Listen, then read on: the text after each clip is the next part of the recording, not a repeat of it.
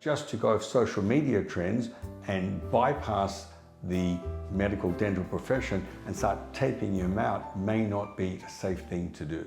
Mouth taping has become very popular, particularly on social media such as TikTok. So what I wanted to do is to link the actual evidence to the myth. Do I recommend mouth taping to my patients? Absolutely, but only after they've had an ear, nose and throat evaluation to make sure they can breathe through their nose. And secondly, once I've checked the oral cavity to make sure that they're not tongue-tied and their tongue can elevate and that the width of their jaw is the right dimension to accommodate their tongue. So for many patients, before we start mouth taping, I've expanded the palate, and sometimes we use MSC, which drops the palate down so the airflow improves. We've released the tongue tie if need be. We've started some myofunctional therapy where we're teaching the patient where to put the tongue. And then we teach lips together, tongue on the palate, breathe through your nose. Now that's something that you can learn during the day because you are concentrating. But at night, when muscles relax, that's when some people tend to drop their mouth open.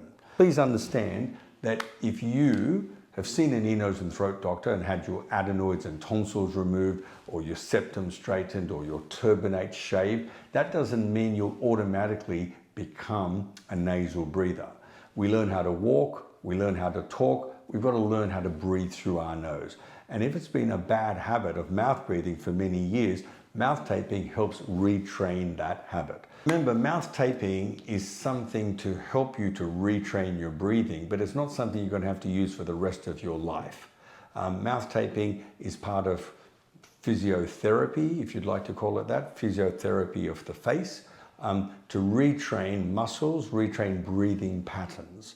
And once you've retrained those breathing patterns, then you should naturally be able to sleep with your mouth together, tongue on the palate, breathing through your nose. Sleeping with your mouth closed and breathing through your nose gives you better quality sleep. I'll give you a reverse example. If you've ever had a head cold for 3 or 4 days, what's your sleep like? It's horrible. Why?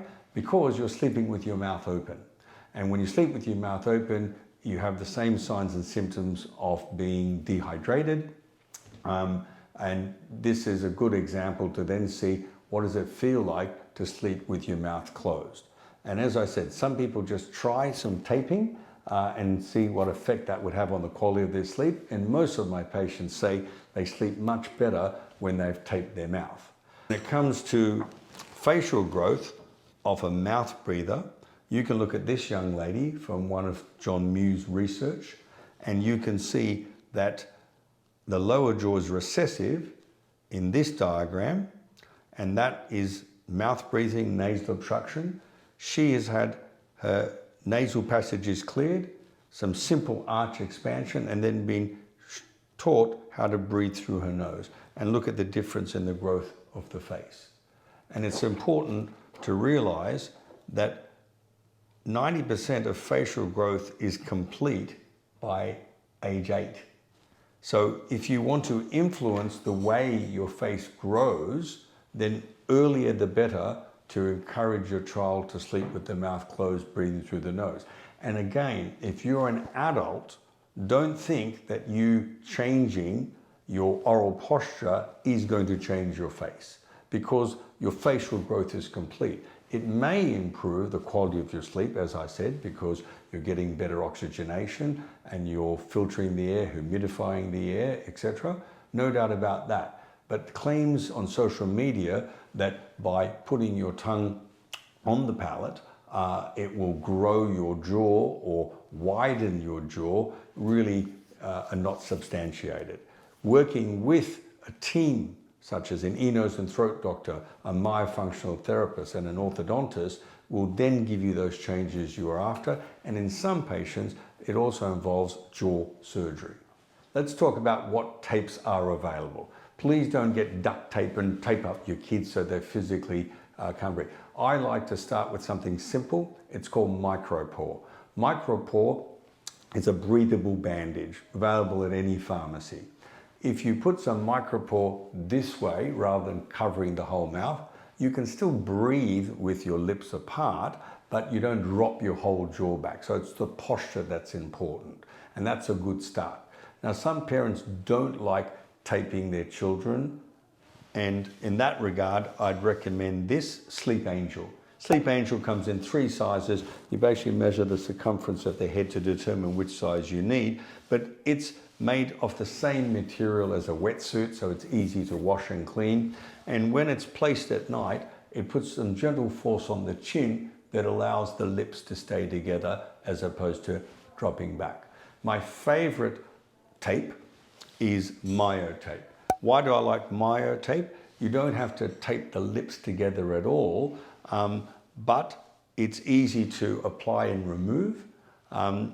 Difficulty with adults like myself with a beard, it doesn't work that well because of the hair.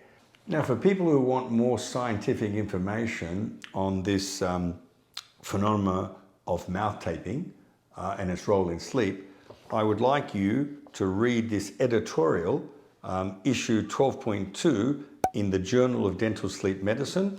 And in this article by the editor-in-chief, Jean-Francois Massé, he talks about the research.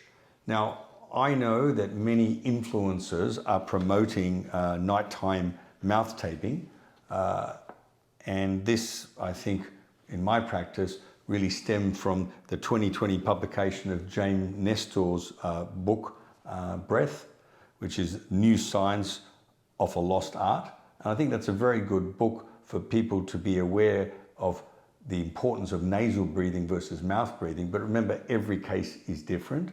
James Nestor had an appliance called a homeoblock, which gave him gentle expansion. And then he trained himself to put his tongue on the palate, and he compared how he felt before and after that. Taping your mouth and breathing through your nose, as opposed to blocking your nose and breathing with your mouth open. There's various influencers, Gwyneth Paltrow, Emma Roberts, who have endorsed mouth taping, and they claim the benefits range from improved sleep quality and oral health to enhance immune function and even cosmetic facial changes. So what I'm saying is that the actual scientific literature, when you review it, remains quite limited. And in 2024, there was the most comprehensive review in this topic by Frangmeyer et al.